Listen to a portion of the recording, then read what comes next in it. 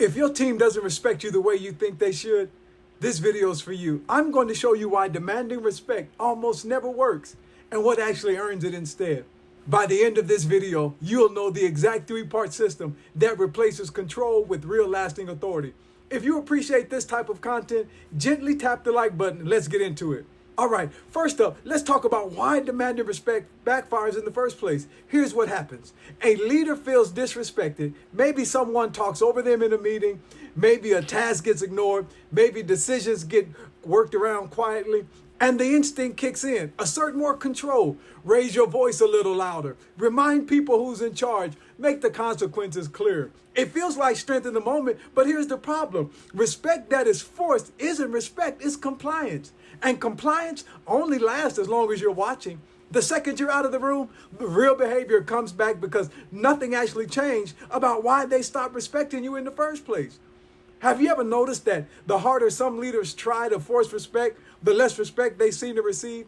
I remember working with a leader who believed every problem had one solution: tighten the grip. Every meeting became a reminder who's in charge. Every decision had to go through them. If someone offered a different idea, they took it as a challenge to their authority instead of a contribution to the overall mission. At first, people complied. They showed up. They nodded their heads. They followed instructions, but something changed. The conversation stopped. Creativity just disappeared. Team members stopped bringing solutions because they knew their voices would not matter.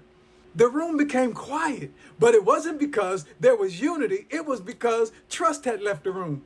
One day, the leader said something that stuck with me. I don't understand why nobody takes my leadership seriously anymore. The answer was simple. Leadership cannot grow where control takes all the oxygen. Now, here's the part most leaders miss. The reason teams stop respecting a leader almost never is about personality. It's about inconsistency. When the standards change, depending on the day, when the consequences are unpredictable, when follow-through is optional, people stop trusting the structure around you.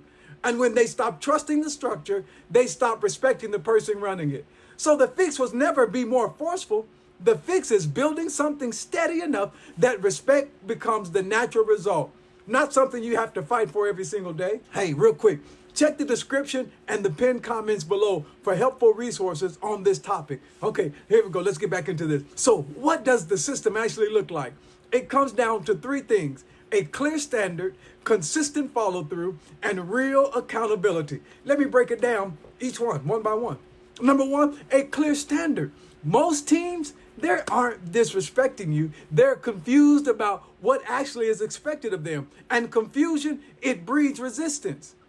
Write down in plain language what done well looks like for the top 2 or 3 responsibilities on your team. Not vague value, specific observable standards. Number 2, consistent follow-through. This is the one that quietly destroys leaders. If you say there's a deadline and then let it slide, if you say there's consequences and don't enforce it, you've just taught your team your word is optional. Pick one standard this week and follow through on it exactly as stated. Every time, no exceptions. Number 3, real accountability. Not punishment, accountability.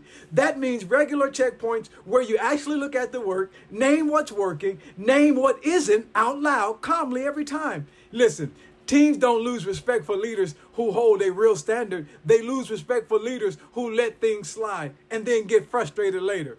Here's your challenge this week. Pick one area where you feel like your authority is being tested. Don't respond with more control. Respond by building the standard, the follow-through, and the accountability around it instead. Do this consistently, and you won't have to demand respect anymore. It'll just be a natural result of how you lead. And if you want to go deeper on this, watch other content from my channel and visit the website, www.executivechangecoach.org. Listen, we need to build strong so that we can lead long. This is Dr. Newt.